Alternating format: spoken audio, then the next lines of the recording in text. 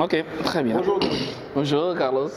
Comment ça va? Très bien, ça va. Merci d'avoir répondu à ce rendez-vous parce que je pense que c'est aujourd'hui extrêmement important de partager ce qui se fait avec le monde, avec l'Afrique, avec nos pays en particulier, parce que je crois fondamentalement que ce qui nous manque, c'est les modèles, c'est le leadership.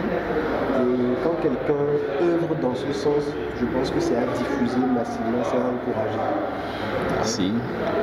Récemment, j'ai assisté à une conférence que tu as animée sur le développement personnel, beaucoup plus précisément sur la définition et l'atteinte des objectifs. Donc on va en parler tout à l'heure.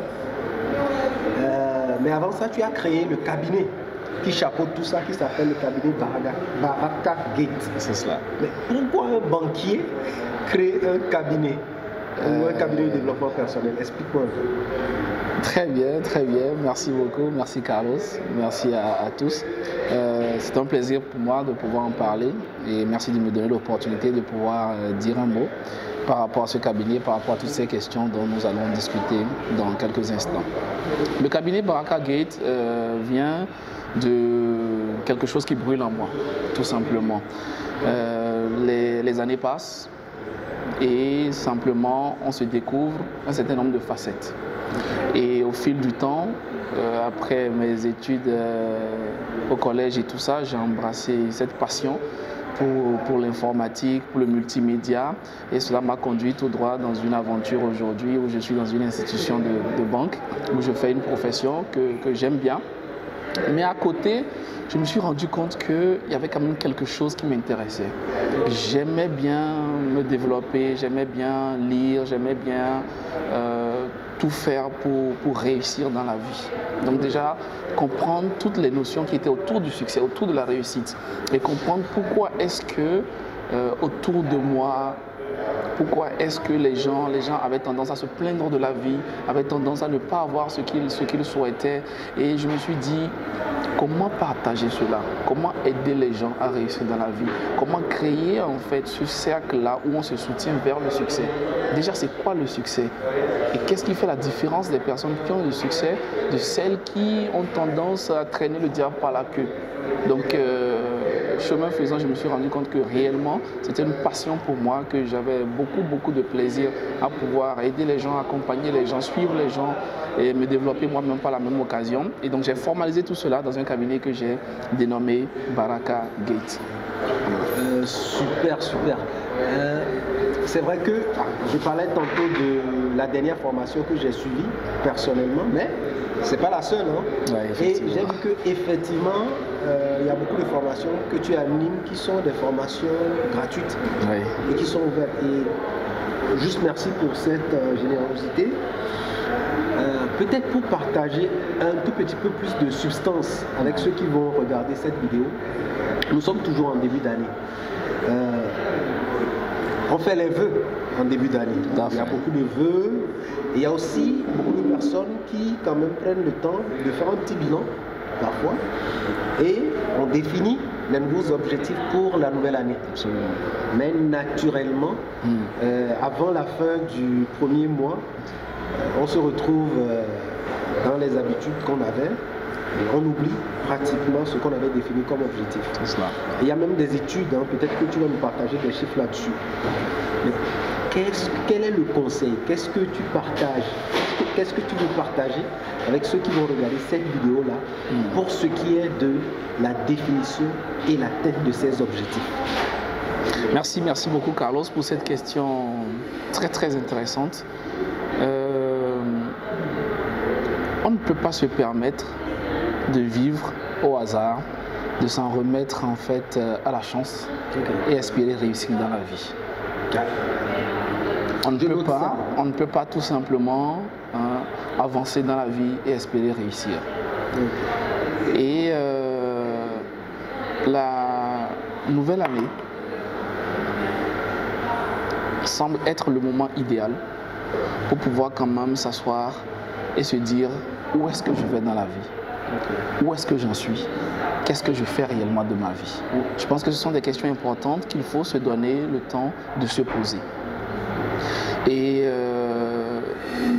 malheureusement, les statistiques sont là, elles parlent d'elles-mêmes et les études prouvent que 97% de personnes n'ont pas d'objectif écrit. C'est-à-dire que parmi les 97%, certains ont des objectifs, mais pas écrits. Il n'y a que 3% de personnes qui prennent la peine de s'asseoir et de noter leurs objectifs et de le faire de façon précise et dans les règles de l'art. Pourquoi les écrire? Pourquoi les écrire? Tout simplement parce que déjà écrire un objectif va chercher très loin. Écrire un objectif, ça veut déjà dire qu'on l'a déjà pensé. Il n'est plus vague. Il devient déjà quelque chose de concret, quelque chose de sérieux. Et aller plus loin. Pourquoi l'écrire à la main? Tout simplement parce que écrire à la main active une autre partie de notre cerveau que par exemple de taper simplement sur un ordinateur. Écrire à la main, ça fait partie des choses qu'on réalise lorsqu'on est en train de s'engager pour quelque chose de très très important. Comme par exemple lorsqu'on est en train de signer un chèque. La signature se fait à la main. Ça se fait à la main. On écrit sur le chèque, on le signe, ça nous engage réellement. Comme par exemple, chaque fois qu'on va signer un contrat, on va écrire à la main, on va parapher le document, ça s'écrit à la main. Ça nous engage vraiment complètement. Comme par exemple, lorsqu'on est en train de faire une lettre de motivation, ça va s'écrire à la main. Donc il y a un certain nombre d'éléments qui font que vraiment ça va activer une partie de notre subconscient qui va vraiment se dire là c'est très très important. C'est des empreintes digitales en fait qu'on va déposer sur un papier. Donc un crayon, un stylo, une feuille, ça va vraiment donner une autre dimension à nos objectifs. On va quitter les simples vœux, on va quitter les simples souhaits et là on va savoir que réellement je commence par me définir quelque chose pour la nouvelle année, pour les 3 prochaines années, pour les 2 prochains mois, etc. Donc voilà à peu près. Et je pense qu'il est fondamental parce que une fois de plus, les chiffres sont vraiment alarmants ou alors édifiants. Cela dépend du contexte dans lequel on les prend. Entre ceux qui écrivent leurs objectifs et ceux qui ne le font pas, il y a une grosse différence. Les études c'est-à-dire que là, même si tout le monde a en tête les objectifs, il y a une grosse différence entre ceux qui ont pris le temps de coucher ces objectifs-là sur du papier et ceux qui ne l'ont pas fait, même si mentalement ils Tout à fait. Et la différence, elle est vraiment énorme. On parle d'une différence de réalisation de l'ordre de 1100%. 1100%. 1100%. C'est-à-dire que ceux qui ont pris le temps d'écrire vont au-delà de ceux qui se sont définis comme objectifs. C'est ça. Non. C'est-à-dire que ceux qui ont pris le temps d'écrire leurs objectifs par rapport à ceux qui ne les ont pas écrits. Par rapport à ceux qui n'en ont même pas. Par rapport à ceux qui espèrent réussir. Par rapport à ceux qui pensent avoir une idée vague du succès. Par rapport à ceux qui se confient à Dame Chance. Ceux qui se confient à la grâce de la nature, etc. Donc c'est fondamental. Parce qu'on ne peut pas simplement se réveiller le matin et puis espérer que la journée sera bonne. Déjà, pour pouvoir définir des objectifs, il faut faire un bilan de l'année antérieure. Mais sur quelle base on fait un bilan de l'année antérieure si on n'avait pas défini des objectifs? Comment je sais que telle année a été meilleure pour moi? Comment je note mon année? Comment est-ce que je sais que je suis en retard par rapport à ma vision des choses? Comment est-ce que je sais que cette année, il faut un référentiel. Et ce référentiel, je dois me le fixer. Je dois me dire à un moment donné, bon, allez, voilà ce que je vais faire. Et par rapport à ce que j'ai fait, je me dis, ah, bravo, félicitations. Ou alors, je dois redoubler d'efforts, je dois me relancer encore, je dois chercher des voies et moyens pour mieux performer, etc. Donc, définir des objectifs, ça va être vital. Maintenant, une fois qu'on a écrit, on a pris le temps, donc c'est obligatoire, il faut les écrire. Absolument. Voilà. Une fois que c'est fait, quelle est l'étape suivante? Déjà, dans le fait de les écrire, il y a une petite subtilité qui, selon moi, fait toute la différence. C'est d'où viennent ces objectifs qu'on va écrire. Super. Sur quelle base on se fixe des objectifs? Est-ce que parce que mon voisin Carlos a sorti sa dernière voiture et je me dis cette année, il faut que je m'en achète une? C'est ça. Est-ce que parce que mon épouse vient m'apprendre que son jeune frère vient de s'acheter 2 nouvelles parcelles ou bien vient d'intégrer sa nouvelle maison qu'il a construite? Est-ce que du coup ça devient mon objectif? Ou sur la base de quoi est-ce que je vais définir mes objectifs? Et c'est là que la plupart des personnes se trompent. Tout simplement parce qu'elles vont poursuivre des objectifs qui ne sont pas les leurs. Tout simplement parce qu'elles vont écrire des objectifs, penser à des objectifs qui en fait ne leur disent absolument rien du tout. S'ils ont peut-être vu ce qui se fait à côté, c'est comme exactement. Donc l'autre s'est marié, l'autre a eu des enfants, l'autre a eu une nouvelle voiture, l'autre a eu une nouvelle maison, l'autre a acheté des parcelles, l'autre a, je sais pas moi, déménagé dans un quartier un peu plus huppé, alors que peut-être pour moi, ça ne veut strictement rien dire. Mais dans ce cas, d'où doit-on sortir nos objectifs? Intéressante question. Nos objectifs vont sortir d'un travail préliminaire qu'on est censé avoir fait. C'est-à-dire, qu'est-ce que la réussite pour moi? Et le succès, la réussite, le bonheur, ce sont des notions qui sont totalement personnelles. C'est-à-dire que le bonheur pour Carlos peut n'avoir rien de similable à la notion de bonheur pour moi. La réussite pour moi, ça peut être totalement quelque chose de surprenant pour quelqu'un d'autre. Donc je dois prendre le temps de m'asseoir et de définir ce qui est important pour moi. Qu'est-ce que le succès pour moi? Qu'est-ce que je pense accomplir dans la vie? Et généralement, je conseille aux gens de l'aborder sur 3 dimensions. Qui est-ce que je veux être dans la vie? Est-ce que je veux être un salarié exemplaire? Est-ce que je veux être un père modèle? Est-ce que je veux être, je ne sais pas moi, une personnalité politique? Est-ce que je veux être un homme d'affaires? Voilà, donc qu'est-ce que je veux être? Est-ce que je veux être quelqu'un de hautement religieux, de très très spirituel? Est-ce que je veux être une personne sage, une personne modèle, une personne recommandable? Est-ce que je veux être, je ne sais pas moi, voilà, un jeune leader, un jeune cadre? Donc qu'est-ce que je veux être? Ensuite, je vais pouvoir définir qu'est-ce que je désire avoir dans la vie. Bah oui, donc, on a beau dire. Voilà. Et maintenant le avoir. Le avoir. Donc qu'est-ce que je veux avoir dans la vie? Qu'est-ce que je veux posséder? À quel point est-ce que le matériel est important pour moi? La maison, la voiture, les biens. C'est-à-dire, je vais avoir combien de comptes en banque et je vais avoir quel montant dedans? À quel âge? Est-ce que je veux posséder une maison? Si oui, dans quelle zone? À quel âge? Pendant combien de temps? Est-ce que je veux voyager? Qu'est-ce que je vais découvrir de la vie? Quels sont les continents que je pense qu'il faut découvrir? Est-ce que je compte me rendre, je ne sais pas moi, dans telle ville ou dans tel pays pour assister à la finale de telle compétition, etc. Donc, qu'est-ce que je vais avoir? Qu'est-ce que je vais avoir? Qu'est-ce que je veux vraiment? De quoi est-ce que je peux me satisfaire? Et ensuite, maintenant, il va y avoir le 3e aspect. Qu'est-ce que je veux faire dans la vie? Qu'est-ce que je veux avoir accompli dans la vie? Donc, être, avoir et faire. Qu'est-ce que je veux avoir accompli au soir de mon existence? De quoi est-ce que les gens vont se souvenir? Donc quand j'ai défini ces différents aspects-là, chaque année en fait, je vais définir des objectifs pour pouvoir rentrer dans cette vision globale-là. Donc ces 3 éléments-là se définissent en fait par rapport à sa vision globale. Exactement, c'est tout à fait l'expression. La vision globale, c'est quoi le but? Où est-ce que je vais? Quel est mon énoncé de mission? Quelle est ma vision globale de la vie? Vers quoi est-ce que je me dirige? Et c'est en cela que chaque objectif va m'aider à me rapprocher de cela. Donc en fait, chaque objectif, et là aussi c'est une grosse erreur que la plupart des gens font, l'objectif ne sera pas la finalité. La finalité, ça va être la vision globale. L'accomplissement de la vie. Voilà, c'est ça. Donc Carlos, je me suis décidé que dans la vie, je pense quand même qu'arriver à l'âge de 50 ans, je vais être riche. Et pour moi, être riche, c'est avoir 50 millions, c'est avoir 100 millions dans mon compte. Donc par rapport à ça, cette année, par quoi est-ce qu'il faut que je commence? À 70 ans, je vais avoir une maison avec vue sur la mer, je vais avoir une maison extraordinaire. Donc pour ça, en quelle année est-ce qu'il faut que j'aie ma première parcelle? Et par rapport à ça, je pose des actes. Donc les objectifs vont venir en fait s'inscrire totalement dans ce plan beaucoup plus général là, dans cette vision globale là, vers laquelle est-ce que je me dirige posément, pas à pas, année après année, en faisant ce qu'il faut faire. Voilà. Ok, maintenant, une fois que j'ai défini la vision globale, oui.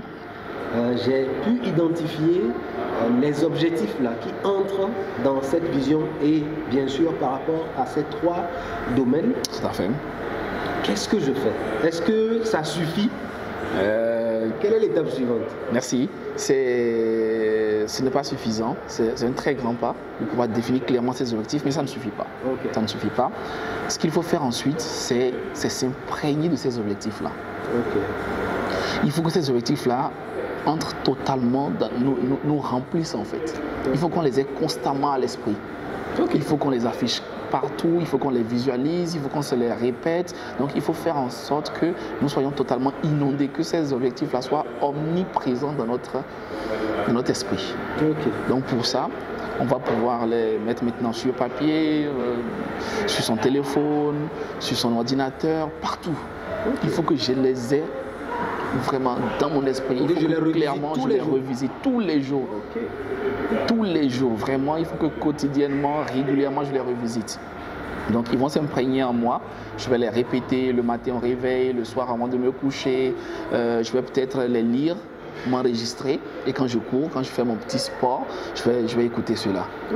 Voilà, donc je vais le faire déjà sous forme d'affirmation positive. Donc ne jamais dire ce qu'on ne veut pas, mais dire ce qu'on veut. Je veux peser 80 kilos. Pas je veux perdre du poids, pas non, je veux... je ne veux pas grossir. Voilà, je ne veux pas grossir, ou bien je vais abandonner le chocolat. Non. Quand je dis je vais abandonner le chocolat, ce qui sonne dans ma tête, ce qui résonne dans ma tête, c'est chocolat, chocolat, chocolat. Ben oui. L'esprit ne connaît pas. C'est ça la négativité. L'esprit ne connaît pas le négatif. Donc l'esprit, voilà, donc il faut positiver, il faut affirmer. Et ensuite, donc, il y a toutes ces petites notions-là qui vont faire qu'on va s'imprimer totalement. Mais en réalité, il y a deux choses qui vont nous faire atteindre nos objectifs. Deux éléments. Premier élément, ça va être l'action. Deuxième élément, ça va être la discipline. Action et discipline. C'est ça. Donc, premier élément, ça va être l'action. Il faut bouger. Il faut se secouer. Il faut passer à l'action. Il faut saisir les opportunités. Il faut quitter sa zone de confort. Il faut aller faire autre chose que je faisais l'année passée. Parce que je vais avoir un nouveau résultat.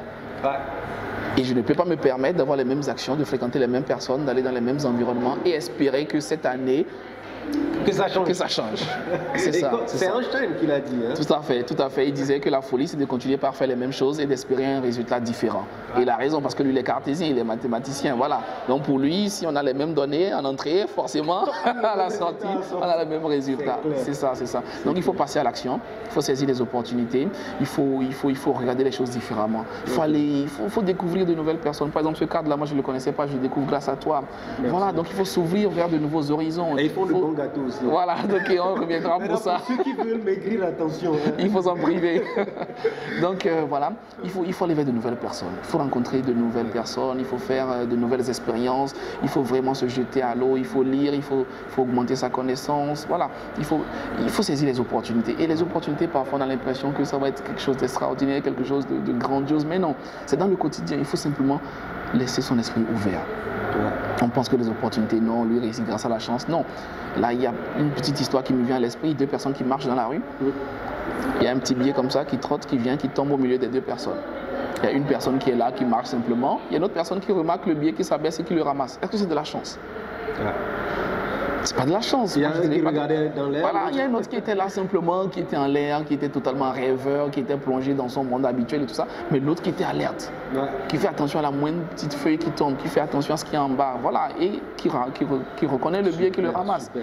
Donc voilà, on ne peut pas rester dans notre bulle, on ne peut pas rester dans notre monde. J'aime bien cette définition-là de la chance qui est la rencontre entre la préparation et l'opportunité. C'est ça. On est prêt. Quand on est prêt et que l'opportunité se présente, on ne peut que la saisir. Absolument. Mais si on n'est pas prêt, ce n'est plus une opportunité. Il y a une citation, une belle citation aussi là-dessus. Bon, on va essayer de retrouver la citation. Vous mettre ça quelque part. Oui, et je pense d'ailleurs que pour ma part, l'opportunité vient toujours. Oui. L'opportunité vient toujours. Par contre, la préparation n'est pas toujours au rendez-vous. Oui. Et je pense qu'on est dans un cercle. Donc l'opportunité vient.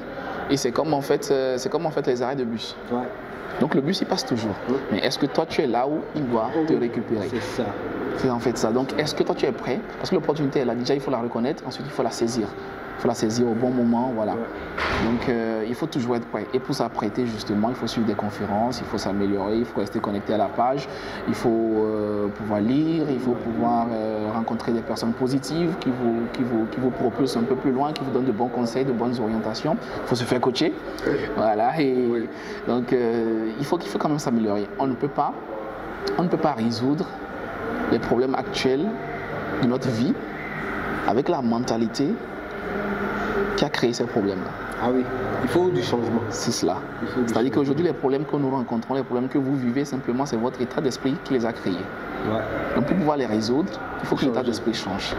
Il faut que Voilà. l'état d'esprit. Donc ça va être de passer à l'action et ensuite il va falloir être discipliné. Il va Et falloir surtout être se discipliné. former, hein. Et surtout se former. Et pour ce qui est de la formation, je pense que en Afrique, on refuse beaucoup la formation. C'est-à-dire que les gens vont à l'école, ils ont leur diplôme, mais d'une manière générale, une fois que la personne a son diplôme, on a l'impression que c'est fini. Très belle remarque. Et, enfin, c'est ça. Très belle dans mon remarque. analyse. Les gens déjà se forment pour la mauvaise cause. Ouais. Les gens vont à l'école, les gens étudient, mais pas en fait pour la connaissance. Non. C'est pour le diplôme. C'est pour avoir un emploi. C'est pour pouvoir écrire quelque chose dans le CV. C'est ça. Du coup, il rate les cours, il n'en profite pas vraiment. L'objectif, c'est quand même d'avoir 10, d'avoir 12 de moyenne, de pouvoir passer en classe, d'avoir finalement le fameux sésame et d'attendre et d'espérer d'avoir un travail. Alors qu'en réalité, ce n'est pas ça. L'école, c'est réellement pour gagner des connaissances. Et à côté de l'école classique que l'on connaît, il y a surtout l'école de la vie qui, elle, va nous demander beaucoup plus d'efforts. Moi, je ne te raconte pas, il y a par exemple des formations, même celle de la dernière fois, j'ai reçu des appels où il y a des personnes qui voulaient, est-ce qu'il y a une attestation derrière? Ouais. Donc il n'y a pas d'attestation, les personnes sont découragées. Voilà, donc la personne veut être en mesure de dire voilà, j'ai suivi telle formation. Exactement. Donc pour elle, le plus important. C'est le papier qui importe. Bonne question. Ou bien le contenu. Bonne question. Que je vais gagner. Bonne question. Bonne question. Donc en réalité, il faut qu'on se pose les bonnes questions. Pourquoi est-ce que je vais à la conférence? Pourquoi est-ce que je vais assister à cette formation? Est-ce que c'est le papier qui est le plus important ou c'est réellement ce que je vais gagner? Donc ce que je vais entendre. Parce que ça change tout. Si je viens réellement pour gagner quelque chose, forcément, je ne peux pas venir les bras ballants. Je viens avec quelque chose pour noter. Et quand je note, je vais essayer de relire, je vais essayer d'appliquer cela à ma vie, à mon quotidien. Donc, effectivement, il y a beaucoup de personnes aujourd'hui qui sont diplômées, mais il y a peu de personnes qui, quand même, ont la connaissance qu'il faut, la connaissance nécessaire pour pouvoir réussir dans la vie. Peut-être des connaissances académiques, mais réellement, quand on parle de l'école de la vie, la discipline, le succès, l'attitude, ce qu'il faut réellement mettre en place pour pouvoir réussir, cela fait malheureusement défaut et on a les résultats qu'on constate autour de nous. Ok, super. Gaius, j'ai l'habitude de suivre beaucoup de coachs, comme Brian Tracy par exemple, qui a l'habitude de dire que ce qui fait l'homme, ce sont les petites habitudes de tous les jours. C'est pas la grosse décision que je vais prendre aujourd'hui, je vais faire ce gros truc. Je vais peut-être le faire une fois. Aujourd'hui, je vais faire du sport pendant 2 heures de temps. Et puis après, je passe à autre chose. Donc, c'est ce qu'il y a tous les jours, le petit peu qu'on fait tous les jours qui va nous construire. C'est quoi ta routine quotidienne? C'est quoi ta routine matinale? Comment tu vis? Merci Carlos. J'ai déjà fait une vidéo à ce sujet et je pense qu'il est effectivement important d'avoir ces petites astuces-là, cette attitude en réalité-là qui mène au succès. Donc ça va être de pouvoir adopter une routine matinale, quotidienne même je dirais, qui va permettre vraiment de pouvoir rentrer dans l'univers des journées à succès. Dans l'univers des journées à succès. Mais bien sûr, bien sûr. Parce que chaque journée est une mine d'or, est une potentialité, est un capital qu'on a. Et chaque jour qui passe, c'est une journée soit de gagner, soit de perdu. Soit de perdu. Donc effectivement, l'importance de pouvoir se définir une certaine routine. Alors ce que moi je fais, je me lève le matin très tôt. Donc en général, tu te réveilles à quelle heure? 5h30. 5h30. Voilà, 5h30. Donc essayer d'avoir un temps de prière. Donc relativement court parce que le matin j'ai beaucoup de choses à faire. Par contre le soir, bon voilà, on peut aller plus loin. Donc on prie parce que je pense quand même que le plus important c'est de remercier le Créateur.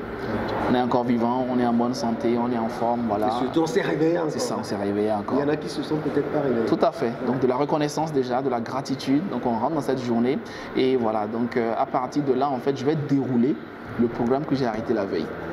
Ok. En réalité, cela veut dire quoi? Cela le programme a été préparé. Exactement. Super. Exactement. C'est-à-dire que chaque matin, je vais faire des choses relativement différentes parce que je ne peux pas tout faire avant de m'engager dans mes activités. Donc, soit je vais lire, soit je vais faire du sport, soit j'avais déjà prévu un certain nombre de mails ou un certain nombre d'éléments qu'il faut préparer. Il faut préparer peut-être la nouvelle conférence. Voilà. Donc, le matin, j'ai un certain nombre d'activités qu'il faut faire. Donc, soit ce sera une tâche familiale, Okay. Il faut peut-être préparer les budgets, voilà, etc. Ou alors c'est professionnel, Okay. ou alors c'est faire du sport. Voilà, donc ensuite, un petit déjeuner. Okay. Un petit déjeuner, voilà, on prend sa douche et puis bon, voilà, à partir de 7 heures, on est en route on est parti pour le bureau. Si j'ai un peu de temps, je m'arrête, je prends le journal, je m'informe. Parce que ça aussi c'est important, Okay. de pouvoir savoir quelles sont les informations qui vous entourent, qu'est-ce qui se passe. Oui, du point de vue politique, du point de vue éducatif, du point de vue offre d'emploi, etc. Voilà. Donc pour moi, le plus important, ça va être, dans cette routine-là, ce que j'aurais décidé de faire de ma journée la veille. Ok, surtout. C'est surtout ça qui va déterminer déjà à quelle heure je me lève et dans quelles conditions je me lève. Il y a souvent des matins où je me lève avant même le réveil. Parce que ce que je veux faire le matin, parce que ce que j'ai défini dans mon programme dans cette journée-là me motive à tel point que c'est comme par exemple hier, voilà.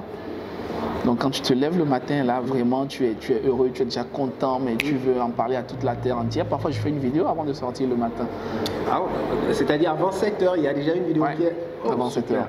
Malheureusement, actuellement, je ne peux pas trop le faire parce qu'avant 7 heures, il fait encore très sombre. Voilà. Et il fait très frais. Oui, il fait très frais. Il fait très frais. Il fait très frais. Ok, super. Et en général, tu vas au lit à quelle heure? En général, là par contre, c'est un peu compliqué. J'essaie d'aller au lit autour de minuit. Ok. J'essaie d'aller au lit autour de minuit. C'est quand même assez tard. Donc tu as un peu moins de 6 heures de sommeil. Oui, j'ai un peu moins de 6 heures de sommeil. Bon, je déteste dormir à la base. J'ai toujours considéré que dormir, c'était une perte de temps. je fais jamais de sieste et tout ça. Et je pense que, bon, voilà. Si moi, je pouvais vraiment changer mes sommeils contre des moments d'activité, de forme. J'ai fait 4 heures de sommeil pendant plus de je ne sais pas combien d'années. Je pense que c'est possible. Je pense que c'est possible, ouais. Et c'est vrai que ça va un tout petit peu à l'encontre de ce qu'on dit classiquement. Oui, bon. Mais je veux dire, il y a une chose, une phrase qui revient en tout cas pour moi, il faut se connaître. C'est ça. C'est cela, je suis entièrement d'accord. Il faut se connaître. Et en fonction de ça, se planifier. Ouais. Alors, on a parlé de Baraka Gate, on a parlé de la routine matinale, on a parlé de la définition et de laquelle des objectifs. Oui, avant de parler peut-être de donner d'autres conseils pour les entrepreneurs. Ah oui, mais par rapport aux objectifs, il y a quelque chose de très important que les gens oublient généralement. C'est qu'est-ce que je fais une fois que l'objectif est atteint. Ah, super. Mais qu'est-ce qu'il faut faire? On applaudit et puis c'est bon ou... Justement, il faut applaudir. Il faut applaudir. Il y a beaucoup de personnes qui ne se félicitent pas. Ok. Il y a des personnes là, je t'ai fait atteindre, ok, bon voilà, super, on passe au prochain objectif. Oui, mais d'abord, il faut aller redire à son cerveau, à son corps, à son entourage, à son environnement, bingo, nous y sommes arrivés. Okay, parce que si c'était dans ton objectif, ça veut dire que c'était quelque chose qui était important pour toi. Et c'était peut-être quelque chose que tu ne pensais pas réussir. Okay. Donc il faut se féliciter. Et aller au-delà de se féliciter, il faut se récompenser. Super. Si j'arrive à faire ceci, ok, d'accord, allez, je vais m'offrir un petit resto. Si j'arrive à faire cela, ok, je vais m'offrir une montre. Et chaque fois que je vois cette montre, je me souviens que, voilà, donc ça me remotive, ça me rebooste. Et surtout, je mets beaucoup plus d'adrénaline dans mon cerveau qui se dit, écoutez, si j'arrive à perdre encore 5 kilos le mois prochain, allez, je vais me faire cette super glace. Ah, je vais me faire ça. Voilà. La glace, si j'arrive à perdre. Oui, parce que ça reste quand même quelque chose qu'on aime. C'est ça. Voilà, il ne faut pas se priver aussi. La vie, quand même, c'est des petits moments de bonheur. Voilà. Donc, il faut déjà se féliciter, il faut s'encourager et il faut noter l'objectif.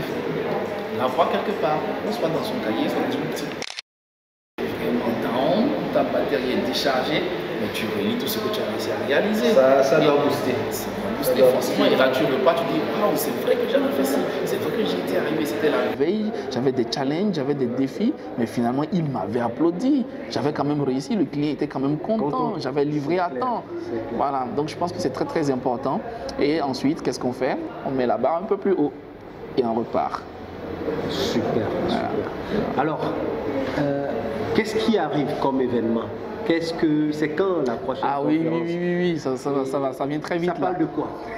On a vraiment été sollicité par rapport à cela, c'est la prise de parole en public. Super.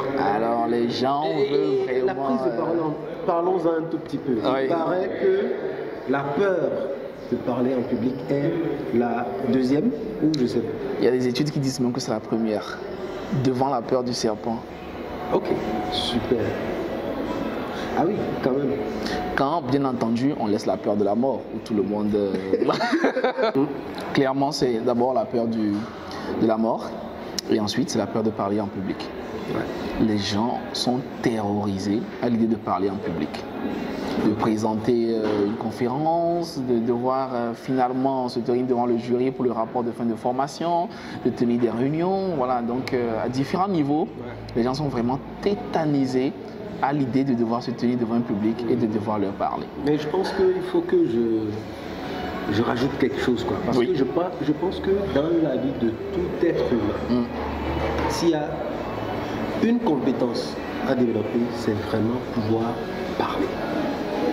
Et surtout pouvoir parler en public. Parce que, à mon avis, il n'y a absolument rien qu'on peut faire sur cette terre si on ne s'exprime pas. C'est ça. Et si on ne s'exprime pas correctement. Tout à fait, tout à fait. Quel que soit le métier, même si on n'est pas vendeur, même si on n'est pas commercial, même si on n'est pas marketeur, quel que soit le métier, ne serait-ce que pour... je te raconte une histoire rapide. J'ai mené une série d'entretiens d'embauche il y a 2 semaines. Oui. Et c'est quelque chose qui m'est vraiment sauté aux yeux. J'ai eu des candidats et il m'est arrivé de prendre 2 candidats à la fois. Et au moment de l'entretien, il y avait un des candidats, mais il parlait à peine. Alors que quand on avait vu son CV, il était intéressant. Et il y avait un autre jeune qui était là, frêle, un peu mince et tout, mais qui dégageait, vraiment qui s'exprimait, il y avait de l'enthousiasme qui se dégageait.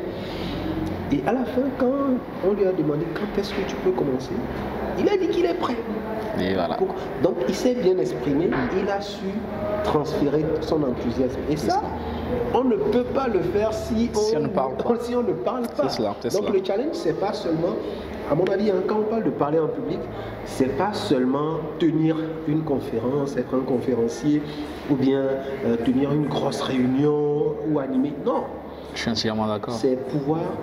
Moi, je me rappelle, il y a peut-être 10 ans en arrière ou un peu plus, j'étais technico-commercial dans une entreprise. Je n'ai pas fait long feu, mais je me rappelle qu'au début, quand j'allais au rendez-vous, moi-même, je sentais que ma voix tremblait un tout petit peu. Imaginez quelqu'un qui vient vous proposer d'acheter un produit ou un service et dont la voix qui hésite, qui n'est pas sûr de lui.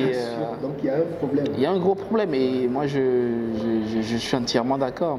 Parce que dans la vie, il y a le savoir-faire et il y a le faire savoir. Ah, il y a le savoir-faire et le faire savoir. J'avais dit savoir-être. Voilà. Donc tu as le savoir-faire, c'est bon, il est compétent, il est super, le CV, il est top et tout ça. Mais il faut le faire savoir. Monsieur, parlez-nous de vous. Mais qu'est-ce que vous dites? Qu'est-ce que vous allez dire? Mais oui. Et déjà, dis-moi, qu'est-ce qu'il y aura dans cette formation? Moi, je connais enfin, j'ai déjà entendu parler du programme, mais je veux que vous l'entendiez de lui. Moi, je pense que ça va être super, ça va être top. Alors, il y a beaucoup d'éléments. Il y a beaucoup d'éléments. Déjà, pour vous donner une petite idée, un élément de base, mais à côté duquel tout le monde passe. Bon, pas tout le monde. Beaucoup de personnes passent à côté. La plupart des gens, c'est se présenter. Vous demandez aux gens de se présenter, la personne vous donne son nom, son prénom et se tait. Et c'est tout. Pour toi qui fais des recrutements, tu dois savoir que ce n'est pas du tout suffisant.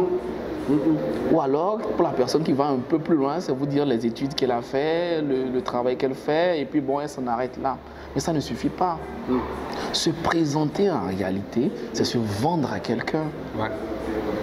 Quand je me présente à Carlos, j'explique à Carlos en quoi est-ce que je peux lui être bénéfique. On n'a jamais une deuxième occasion de faire sa première impression. Donc chaque fois qu'on doit se présenter, que ce soit à une personne ou surtout quand on est dans un certain environnement, il faut impressionner, il faut impacter, il faut pouvoir réellement marquer les esprits. Il faut que la personne se dise, mais ce jeune, il faut qu'on se voit à la fin.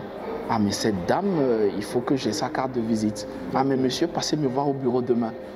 Donc, qu'est-ce que vous dites réellement pour pouvoir faire la différence? Comment est-ce que vous faites pour vous vendre à quelqu'un, quel que soit ce que vous faites? C'est toujours une vente. Mais oui, on se vend toujours. On se vend au quotidien. On se vend à ses enfants, on se vend à sa femme, on se vend à son patron, on se vend à tout le monde. On se vend au taximan. Voilà, il y a un taximan auquel vous allez dire 1000 francs, il va dire non, mais l'autre va dire 800, il va dire oui.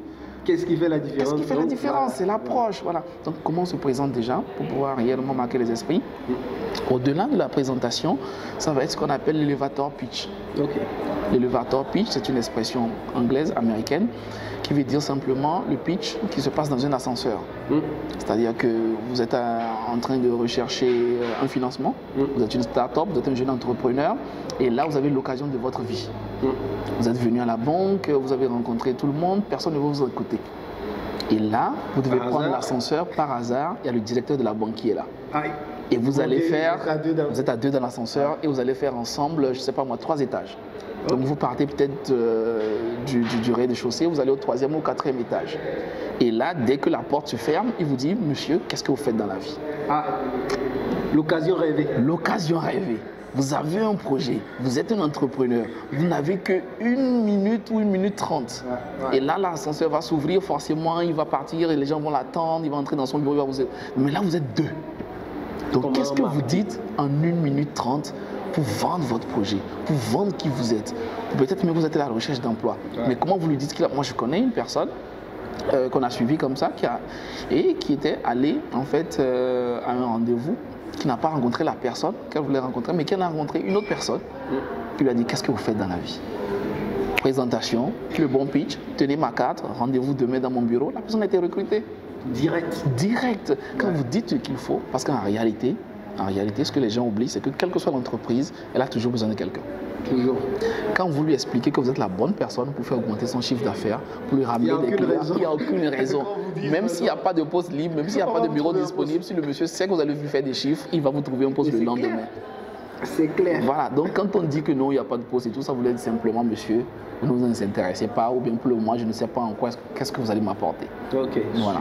Donc il va avoir l'elevator pitch, on va travailler là-dessus. Il va avoir des techniques de base.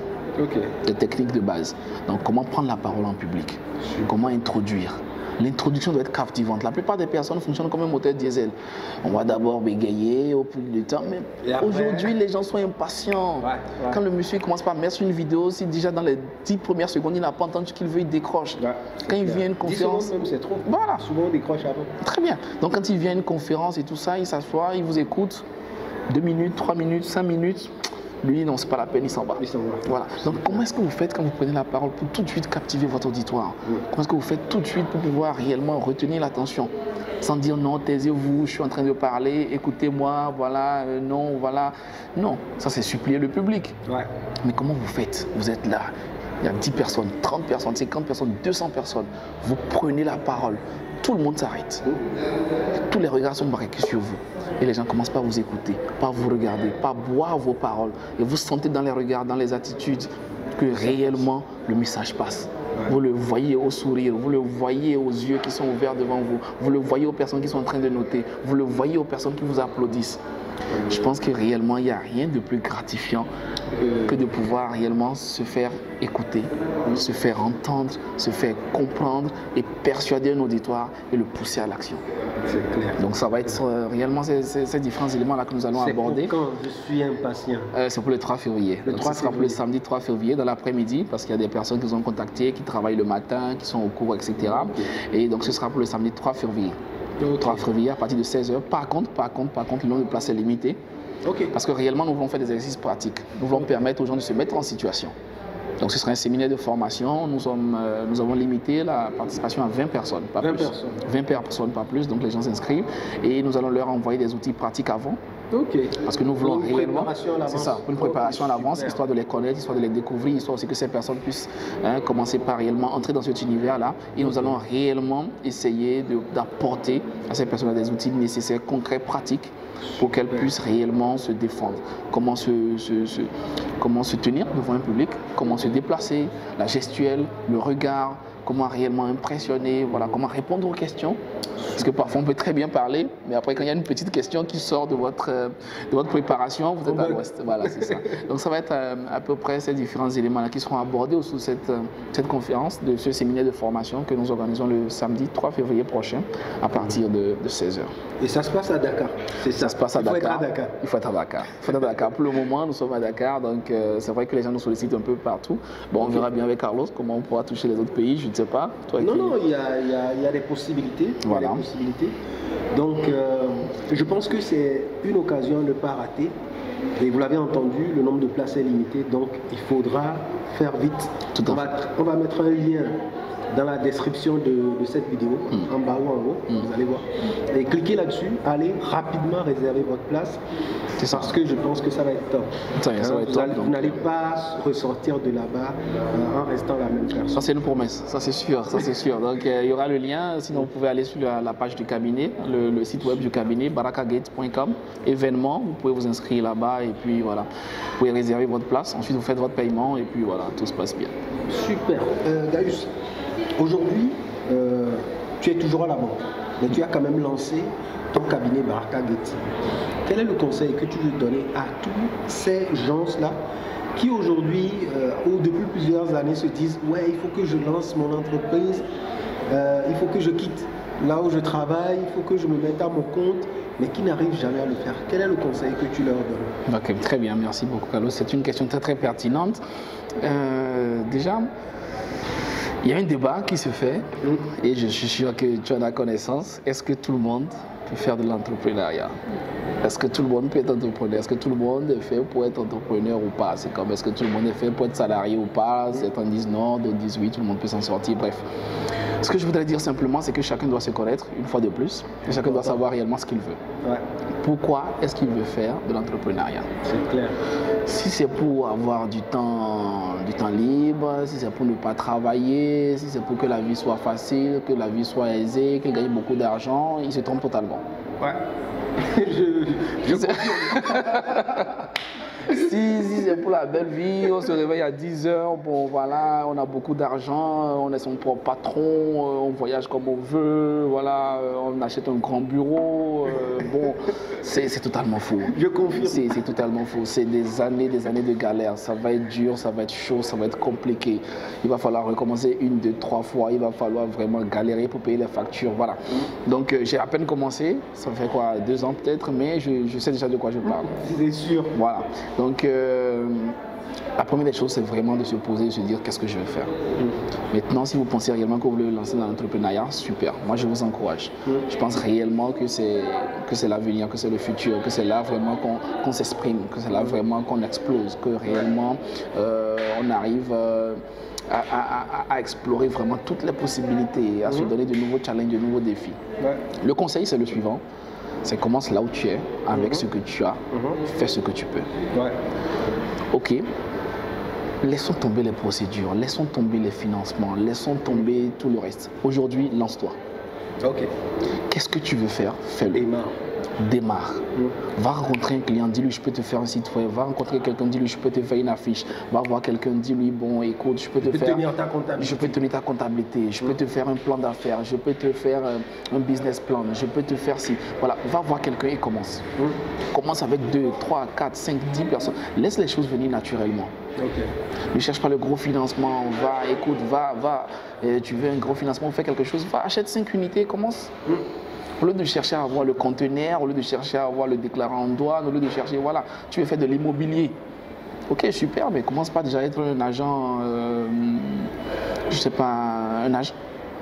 Commence déjà par trouver des maisons à tes collègues, à tes amis, à tes voisins qui en ont besoin. Ouais. Tu connais quelqu'un qui veut déménager, propose-lui une maison, essaie de lui en trouver une. Et essaie déjà de gagner cette commission-là. Tu verras déjà ce que c'est que le monde de l'immobilier. Donc je veux dire, commençons là où on est.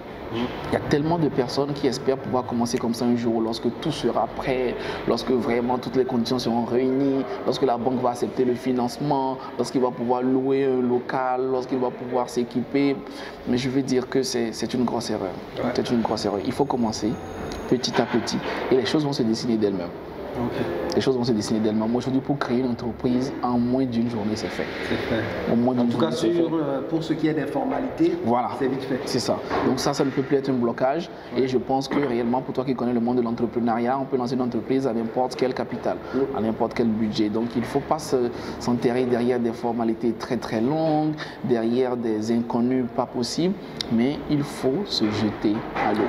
Okay. Déjà se jeter à l'eau d'ailleurs, à moindre coût, ça permet réellement d'éprouver De tester l'idée. Voilà, de tester l'idée, de tester la motivation, de tester l'engagement, de tester le marché. Voilà, on a vraiment beaucoup de retours qui peuvent être parlants.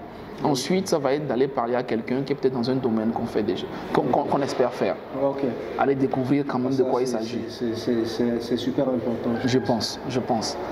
Aller rencontrer un grand frère, quelqu'un qui ne te ment pas, quelqu'un qui ne te fait pas trop rêver aussi, mais quelqu'un vraiment que tu considères qui est quand même une certaine référence, qui a vraiment fait ses preuves, mais comment ça se passe dans tel domaine. Je pense que de plus en plus, les gens comprennent qu'il faut s'ouvrir, on peut dire voilà. Moi, je pense qu'une bonne idée, ça peut se partager, je peux t'expliquer ce que je fais, et puis voilà. Gaius, merci. Franchement, tu as été très généreux. Ah non, je t'en prie, c'est un plaisir pour les amis du succès. Je pense que réellement, c'est important pour nous d'être dans une certaine dynamique. Ouais. Et pour moi, rencontrer des personnes comme toi qui sont dans la même vision, dans le même état d'esprit, je pense que c'est super important. Donc je suis totalement ouvert, je suis totalement disponible. Et à quand tu veux. Merci. À quand tu veux. Merci. Je t'en prie. Ok.